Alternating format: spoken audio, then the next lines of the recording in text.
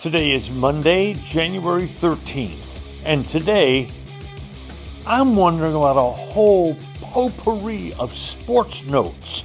College football, too much money in sports, NFL, and the Cowboys. All next. In 1993, Bob opened the original Bob's Steak and Chop House on Lemon Avenue. 32 years later, the original Bob still greets you at the original Bob's.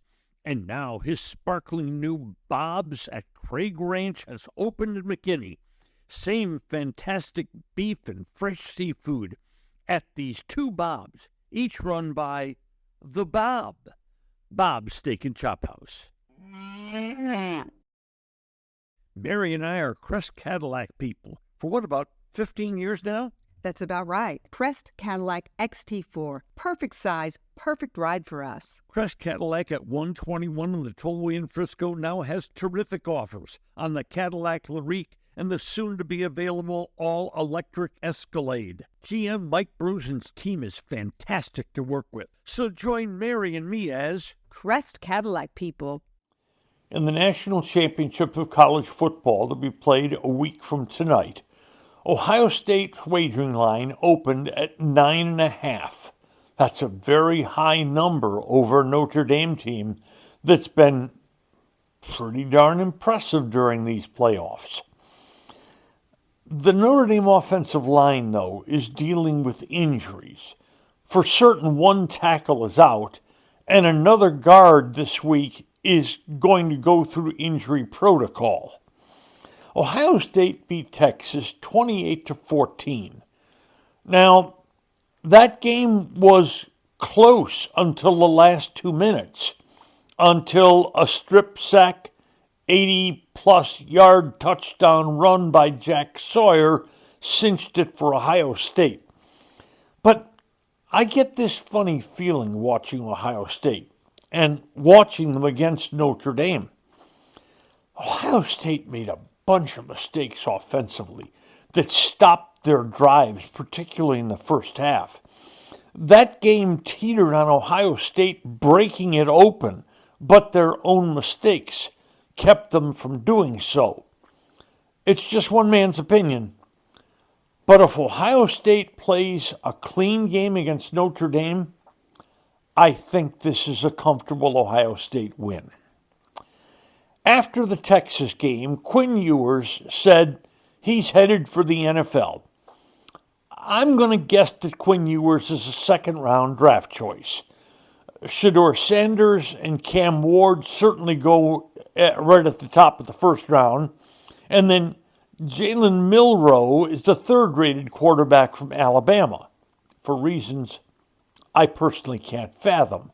But Ewers probably slots into the second round, though you've always got to be aware of the fact that NFL teams get quarterback crazy at draft time. It was thought that Ewers would leave Texas and transfer to some other program. In fact, there was a rumor that one team had a $6 million NIL, name, image, and likeness amount ready to give Ewers to transfer. But apparently he's not going to do that. Apparently he's headed to the NFL. I say apparently because Ewers still has time to change his mind. One quarterback is taking another route. Everybody thought that Carson Beck was leaving Georgia to go to the NFL after this season. Now Beck, like Ewers, I think projects as a second-round draft choice. But Beck, who missed Georgia's playoff run because of injury, Beck chose to transfer through the portal to Miami of Florida. Now, money is interesting here. If Beck were a mid-second-round draft pick, which I think is about where he'd have gone, a mid-second-round draft pick, then he would have gotten a contract of 4 years and around $8.25 million total in his rookie deal with the NFL. The question is, how much money did Beck get to go to Miami? if he got $3 million, which is very possible, then he did the right thing. Take the $3 million from Miami and then worry about the NFL the year after. And that's what's happening in college football a lot these days. Money compared to what they'd make as a second or third or fourth round draft choice in the NFL, a lot of players are smart staying in school because they'll get more money playing college football than they would playing NFL football. Next, last week I discussed a column by Dallas Morning News fine columnist Tim Cowlishaw. He suggested his list of candidates for the Dallas Cowboys, and two of them were Lane Kiffin, the head coach at Ole Miss, and Steve Sarkisian, the head coach at Texas. Now, I dismissed these two out of hand. Maybe I shouldn't have. On second thought, maybe college football is simply getting so difficult, so, if you listen to Nick Saban, so disgusting that the NFL actually has become a pretty attractive route. The NFL's got the college football has the NIL and the transfer portal and crazy money being offered to players to transfer and to go from one school to another or recruited out of high school. Maybe I shouldn't dismiss the possibility that some top college football coaches may want to get off that hamster wheel that coaching in college football has become. Next up, a couple of Cowboy notes. A money story from pro sports that's just astounding. And my pick in the Super Bowl. And now, a word from our title sponsor.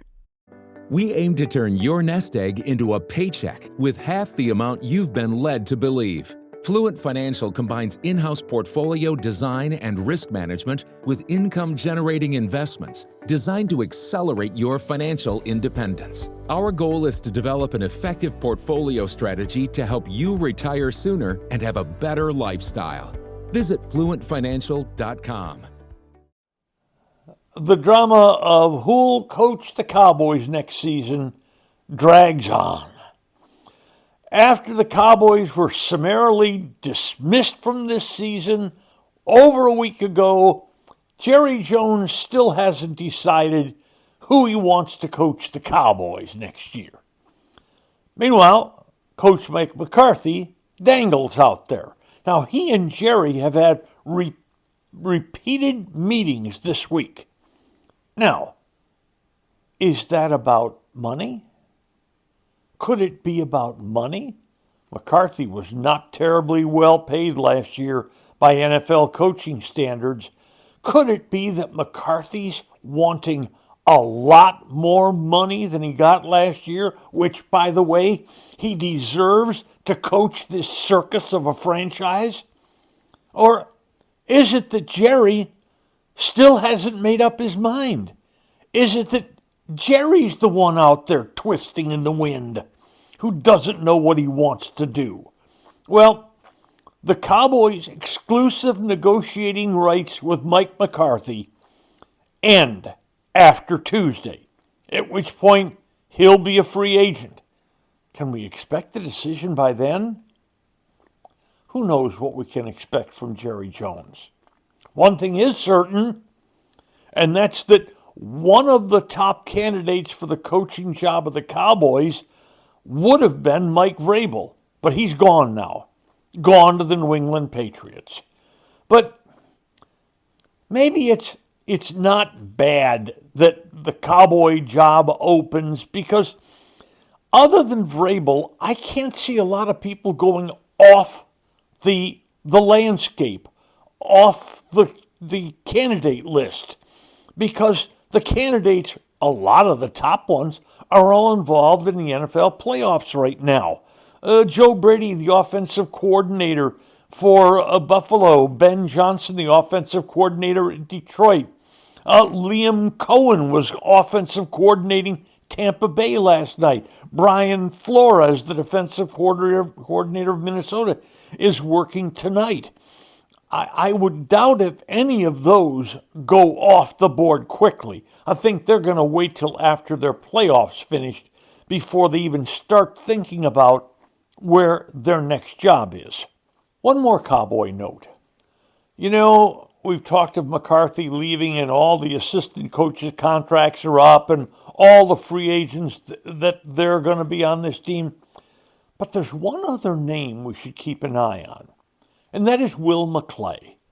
Will McClay, for the last several years, has been here in various roles for the Cowboys, and over the last few years has done a very good job putting the draft together for Dallas.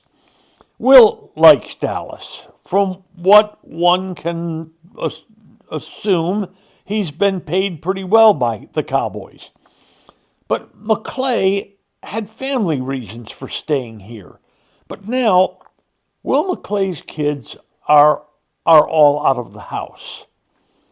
Now, there's less tie to Dallas than there has been for the last few years. Now, that doesn't mean Will McClay is going to leave. And by the way, by contract, he can't leave till after the draft.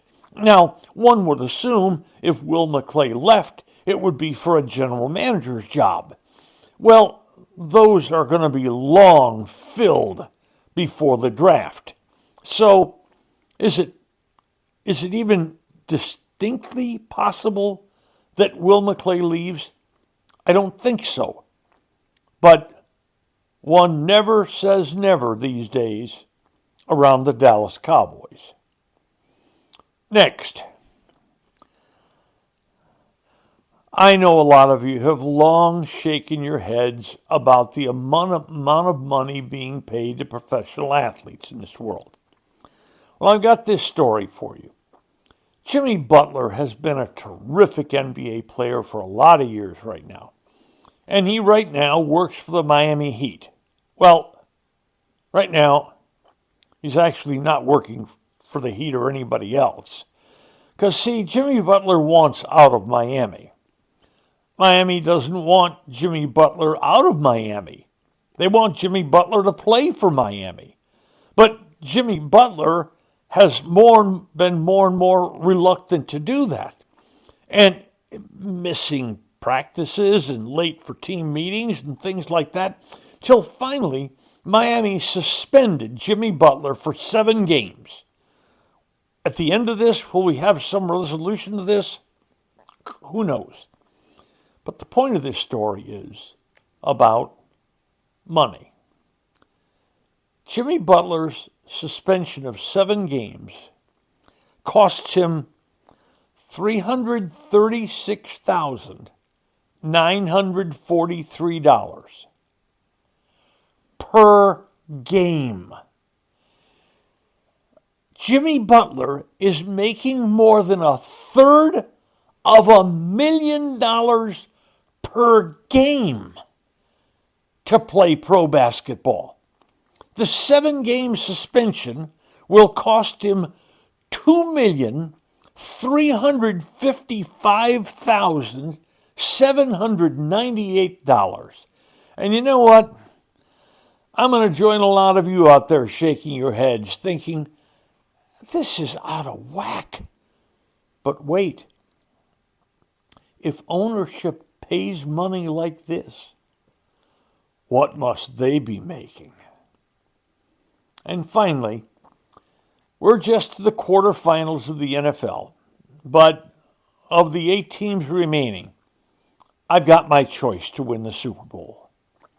I think it's Baltimore. I know they're a small underdog this coming week at Buffalo. And then if they should win that, they'd be an underdog at Kansas City. But I still like Baltimore to win this year's Super Bowl. Today's episode brought to you by Fluent Financial. Retire sooner, better lifestyle. And by Crest Cars. There's good, there's better, and then there's Crest. And by Bob's Steak and Chop House. Thanks for listening to today's episode of Just Wondering with Norm Hitzges. If you enjoyed what you heard, please hit follow, and a fresh new episode will be delivered to you every Monday, Wednesday, and Friday. And if you know someone who might enjoy our work, please share it with them. I'm Norm Hitzges, and I'm always just wondering about something. And I'm Mary Hitchkus, and I'm just wondering too.